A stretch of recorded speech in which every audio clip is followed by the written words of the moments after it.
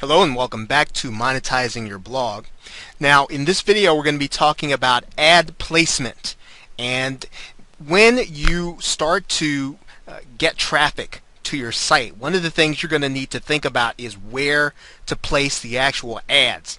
And we've talked about getting a WordPress blog, we've talked about getting a Blogger blog. Some of those blogs have limitations as to where you can put blogs.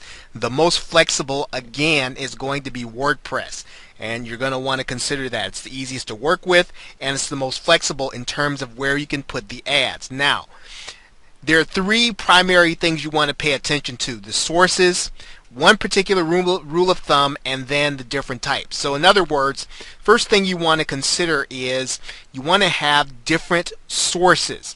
In some cases, you're going to want to use the Google AdSense program. Okay, and if you're unfamiliar with Google AdSense, all you'll have to do is go to google.com/AdSense, and you can join the AdSense program, which will allow you to put ads on your site. And I'll show you what this looks like in a minute. We're going to take that off here. You can also use the Commission Junction program, which has a number of advertising options for you, a number of different kinds of companies who want to advertise on niche specific websites. That's another option in terms of what kind of source you can put on your website. And then of course you can advertise your own business. You can advertise some of the work that you're doing or an event you're doing, and we'll show you what this looks like in a minute. As a matter of fact, while we're going here, what I'm going to do is I'm going to show you a fairly popular and successful blog. Now this person's name is Kim Roach, and she runs a blog called Buzz Blogger. And one of the things that you'll notice is that first here she's advertising her Facebook page. She's advertising an opt-in page. So she's advertising a number of different things. If you go inside of her site, you'll notice that again she's pushing her social media there at the top. She's pushing an information product that she's doing. You'll notice here that comes down, what happens is she's asking you to opt into her page. So different kinds of advertising that she's doing. She's doing advertising within her actual content, and she's also doing advertising on the page. So ad placement, you want to vary it in terms of different types of advertising. I'm also going to show you another blogger, fairly popular. His name is Darren, and he runs the blog Pro Blogger, and I'm going to go to his blog in a minute, and you're going to see a couple of different kinds of things. Now you're going to see him, as a matter of fact, he's advertising the fact that you can advertise on his blog, and he's again advertising his social media. You'll see text links in here. You'll see his social media pages. So there are a number of different types of advertisements that you can do on your site.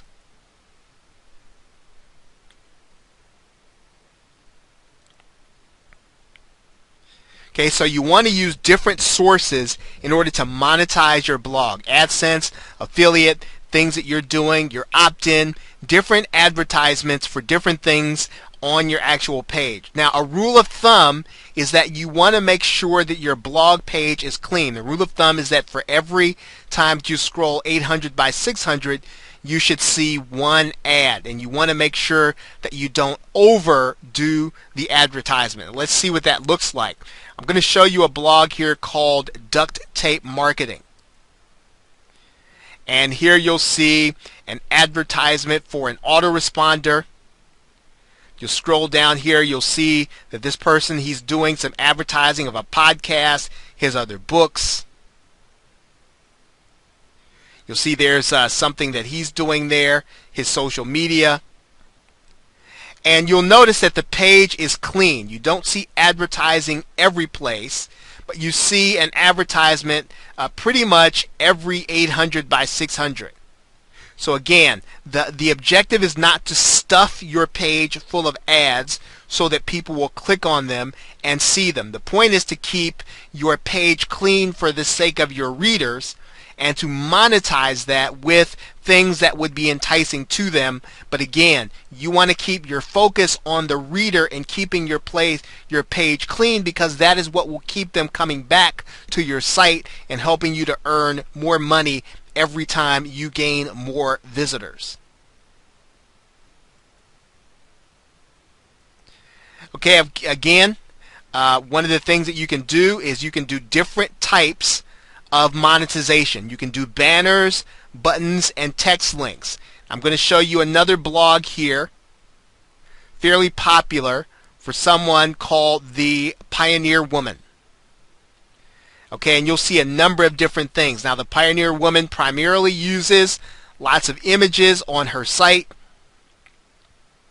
She has a number of different sections, and you'll see a number of different kinds of advertising that she does. And let's kind of scroll down here. You'll see there that she's advertising a blogging group that she's a part of. She's advertising for Starbucks here. You scroll down, you'll probably see some text links in here. You'll see some consumer products.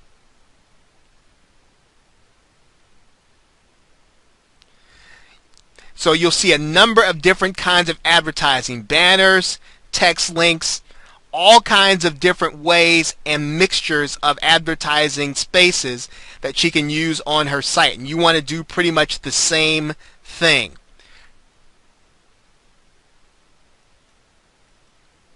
Now lastly, I've placed there what happens if you get complaints, right? Because people sometimes resent the fact that you're advertising on your site, or they may feel as if you might have too many advertisements on your site. One of the things that you can do in order to limit the amount of complaints that you get is to advertise from the beginning. If you advertise from the beginning, then your visitors will get used to your advertisements and decide they like your content enough to continue to come.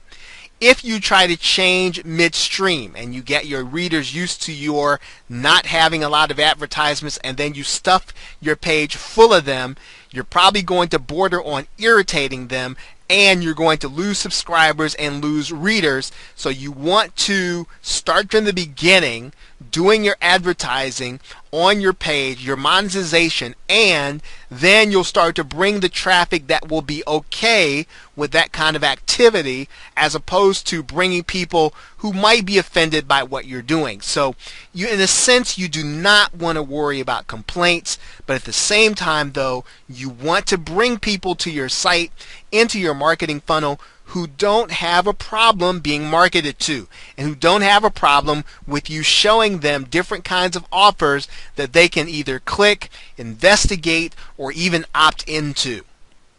Okay, so with that, thanks, and I will see you in the next video.